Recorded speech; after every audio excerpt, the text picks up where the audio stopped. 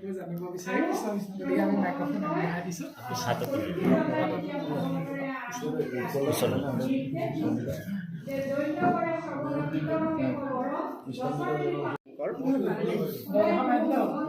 আমি জয়জ্যোতি ভকতি প্ৰসাদ অনুষ্ঠানৰ দিশত যি অনুষ্ঠান অনুষ্ঠিত হৈছে সেই অনুষ্ঠানৰ তৰফৰ পৰা আমি সমস্তজনক সমস্ত দেশবাসীকে আমি সেৱা জনাইছোঁ। কৃষ্ণ আমাৰ শ্ৰদ্ধাৰ আজি যি আমাৰ সাম্প্ৰতিক সময়ত যি আমাৰ মাজত এই আমাৰ সংবিধান জ্বলোৱা নিচিনা এটা অসৎ কাৰ্য সমাপন হৈছে।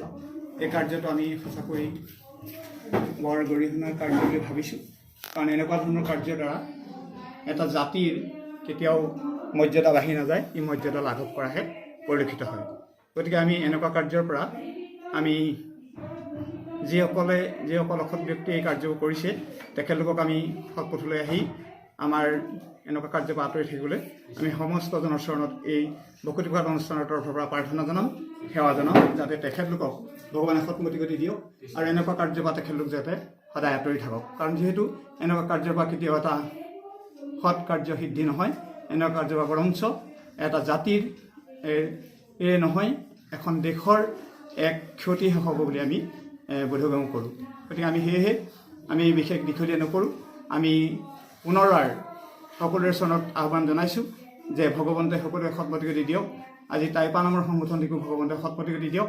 আমাৰ উপৰোক্ত বক্তাজনে কৈ গৈছে যে আমাৰ যিসকল শ্ৰদ্ধাৰ আমাৰ এই শ্ৰীমন্ত শংকৰদেৱ সংঘত কোনো জাত নাই, কোনো পাত নাই, ইয়াত মাত্ৰ ভকতসকল আছে, ভকত ভগৱন্তসকল আছে। ভকত ভগৱন্তসকলে একত্ৰিত হৈ যি কাৰ্য কৰি গৈছে, ইয়াত কোনো জাতিভেদ কথা বিচাৰ কৰা নাই। ই এক মহান জাতি, যিহেতু আমি ইয়াত খণ্ড বিখণ্ড নকৰি গুৰুজনাই যি সকলোকে এক কৰিছিল, যেতিয়া গাৰোৰ গোবিন্দ, নগাৰ নৰোত্তম, গাৰোৰ গোবিন্দ, খাচী জয়ন্তীয়া সকলো মিলি এক মহান জাতি গঠন কৰাৰ ক্ষেত্ৰত আগবাঢ়ি গৈছিল আৰু আমি সেই প্ৰক্ৰিয়াৰে এক মহান জাতি গঠনৰ ক্ষেত্ৰত আগবাঢ়ি গৈছোঁ। আমি ইয়াকেই আমাৰ ফালৰ পৰা সকলোকে আহ্বান জনাই আমি আমাৰ চমুকৈ সামৰিছোঁ। জয় জগতগুৰু শ্ৰীমন্ত শংকৰ কৃষ্ণ। যি আমাৰ সংবিধান বৰ্তমান আহোম সম্প্ৰদায়ে যি টাইপা নামৰ অনুষ্ঠানটোৱে প্ৰতিলিপি দাহ কৰিছে, তাৰ ওপৰত আপোনাৰ পৰা অকণমান জানিব বিচাৰিম। যিহেতু প্ৰকৃততে ভুল নে প্ৰকৃততে শুদ্ধ, তাৰ ওপৰত শাস্ত্ৰই কি মত দিছে তাকে অকণমান আগবঢ়াব। কৃষ্ণ কৃষ্ণ জয় গুৰু শংকৰ। শ্ৰদ্ধাভাজন আজি এই অনুষ্ঠানত উপবিষ্ট মহামহন্তসকল, আমাৰ ক'বলগীয়া এয়াই যে আজিৰ পৰা প্ৰায় 550 বছৰ আগতে শ্ৰীমন্ত শংকৰদেৱ গুৰুজনাই অৰ্থাৎ পৰম ব্ৰহ্ম জগতৰ আধাৰ কৃষ্ণই শংকৰ গুৰুৰূপে এই ধৰাধামত আহি যি এটা সুদূৰ প্ৰয়াসী এটা অসমীয়াৰ জাতিৰ যিটো ভেটি স্থাপন কৰিলে,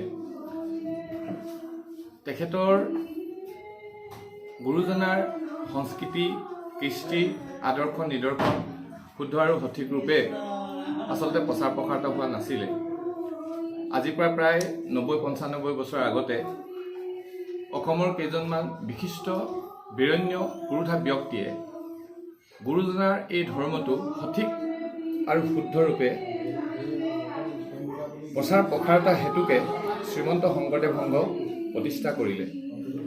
শ্ৰীমন্ত শংকৰদেৱ সংঘৰ নিজস্বতা একো নাই, মাত্ৰ গুৰুজনাৰ যি আদৰ্শ, গুৰুজনাৰ যি নিদৰ্শন, গুৰুজনাৰ যি সংস্কৃতি, গুৰুজনাৰ যি তাত্ত্বিক আৰু পাৰমাৰ্থিক চিন্তা, সেইখিনিকে আগবঢ়াবলৈ কাৰণে শ্ৰীমন্ত শংকৰদেৱ সংঘ প্ৰতিষ্ঠা হ'ল। আৰু গুৰুজনাৰ উদ্দেশ্য আছিল কি? কিৰাত কছাৰী, খাচী গাৰোমিৰি, যৌৱন কংক গোৱাল, অসম মুলুক, ৰজক তুলুক, কোৱাচ ম্লেছ চণ্ডাল, আনু যতনৰ কৃষ্ণৰ সেৱকৰ, সংগত পবিত্ৰ হয়, সংসাৰৰ তৰিয়া মুকুতি লভিয়া, সুখেৰে বৈকুণ্ঠ চলয়। ইমান সুন্দৰ এটা অনুষ্ঠান দি গৈছে, য'ত নেকি ভাতৃত্ব প্ৰেম, য'ত নেকি সুহিত আৰু অৰ্থাৎ গঠনমূলক চিন্তাধাৰাই এই অনুষ্ঠানটো আগুৱাই গৈছে। আজি এনেকুৱা এটা চৰম মুহূৰ্তত মোৰ নামো আচলতে বিজু আহোমে, প্ৰকৃততে আমিও আহোম সম্প্ৰদায়ৰ লোকে হয়। কিন্তু আমি 30 বছৰ 40 বছৰ প্ৰায় আমাৰ শ্ৰীমন্ত শংকৰদেৱ সংঘৰ সদস্য। আমাৰো নিজস্ব আহোম বুলি ক'লে আমিও ভাল পাওঁ, কিন্তু যিকেইজনে এই কামখিনি কৰিছে প্ৰকৃততে তেওঁলোককতো আমি চিনি নাপাওঁ। আজি আমাৰ ইয়াত আমাৰ মাৰ্ঘেৰিটাৰ আমাৰ গুণ বৰুৱা প্ৰভু আছে, তেখেতো আহোম সম্প্ৰদায়। এইফালে আমাৰ স্বয়ং আমাৰ যি সম্পাদক তেওঁ দুলাল ফুকন, তেওঁ আহোম সম্প্ৰদায়ৰ লোক। গতিকে আমাৰ এটা আনুমানিক অৰ্থাৎ প্ৰায় 60-80% আমাৰ সংঘতে আছে আহোম মানুহ। গতিকে আমি মাত্ৰ এয়ে ক'ব বিচাৰোঁ যে আমাৰ যিসকল উপৰোক্ত ব্যক্তিয়ে যিখিনি তেওঁলোকৰ মন্তব্য দাঙি ধৰি গৈছে, আমি সেইখিনিকে পুনৰাবৃত্তি নকৰি সময় প্ৰতি লক্ষ্য ৰাখি তেখেতসকলৰ লগত আমাৰ একমত। আমি মাত্ৰ ভগৱন্তৰ চৰণত প্ৰাৰ্থনা জনাইছোঁ যাতে যিসকলে এই কামৰ কৰিবলৈ আগবাঢ়িছে সেইটো আচলতে অতি নিন্দনীয়, আৰু ইয়াক আলোচনা কৰাৰ যোগ্যতা আমি নাই বুলি ভাবোঁ। তথাপিতো আজি আমাৰ তাঁতিবাপ আমাৰ প্ৰাণজিৎ প্ৰভুৱে আমাক কোৱাৰ কাৰণে আমি দুআষাৰ দাঙি ধৰিলোঁ। গতিকে আমি মূল সুঁতিলৈ আহক, আমি শুদ্ধ চিন্তাৰে আগবাঢ়ি যাম। কাৰণ এনেকুৱা ধৰণৰ চিন্তা ভাৱনাই অসমীয়া জাতিটোৰ মেৰুদণ্ডত ঘূনে খাইছে বুলি আমি ক'বলৈ বাধ্য হ'ম। গতিকে আমি এটা জাতি, ধৰ্ম, বৰ্ণ নিৰ্বিশেষে বৃহৎ অসমীয়া জাতি গঢ়াৰ যিটো চিন্তা, যিটো পৰিকল্পনা গুৰুজনাই আজিৰ পৰা 550 বছৰ আগতে দি থৈ গৈছে, ইয়াক মাত্ৰ আমি সকলোৱে এক হৈ অনুকৰণ কৰিব লাগে। সেইকাৰণে আমাৰ লক্ষীনাথ বেজবৰুৱাই কৈছে যে আমি অসমীয়া নহওঁ দুখীয়া, কিহৰ দুখীয়া হ'ম, সকলো আছে সকলো পাম, মাত্ৰ নুশুনো নল'ব। আমাৰ অভাৱ সেইখিনিতে। গতিকে আমি সমস্তজন অসমবাসী ৰাইজক আমি ইয়াৰ পৰাই, আজি এই স্থানৰ পৰাই আমি সেৱা ধৰিছোঁ যে আপোনালোকে সমিল মিলেৰে গুৰুজনাৰ আদৰ্শখিনিক যাতে আমি ঐক্যবদ্ধভাৱে আমি আগুৱাই নিব পাৰোঁ। সকলোৰে শুভাকাংক্ষী ৰাইজৰ চৰণত আৰু শ্ৰীমন্ত শংকৰদেৱ সংঘৰ সকলোৰে চৰণত আমি সেৱা জনাই আমাৰ সমূহ মন্তব্য সামৰণি মাৰিছোঁ। জয় গুৰু শংকৰ, কৃষ্ণ মাধৱ।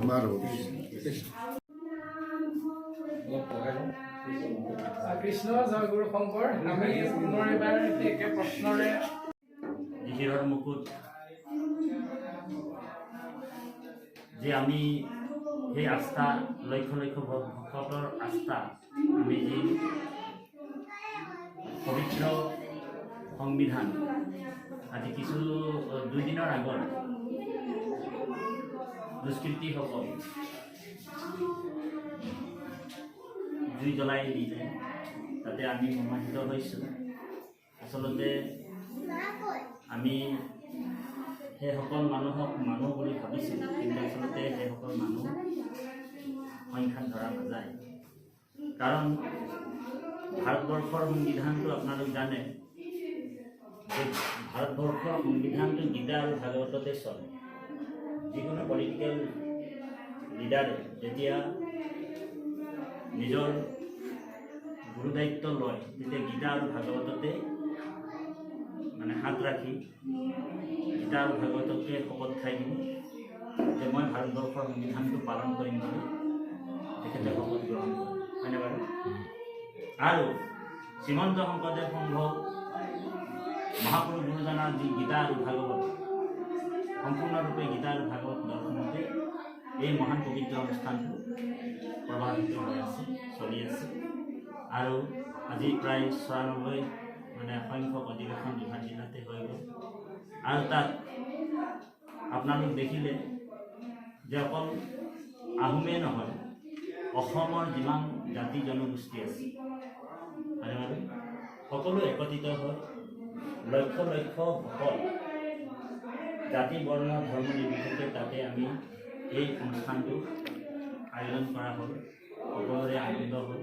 তাৰপিছতে আমাৰ গহপুৰ জিলা শাখাত এজন কিবা চন্দ্ৰ বৰুৱা নেকি আছিল নামটো, কোনোবা এখন প্ৰাথমিকত তেখেতে এখন সেই প্ৰাথমিক শাখাই নটিচ দিছিলে যে আপুনি 500 টকা অৰিহণা আৰু দণ্ড খৰচা আৰু আপুনি এভাগী সেৱা ল'ব লাগিব আৰু আপুনি আকৌ পুনৰ সংঘভুক্ত হ'ব পাৰিব।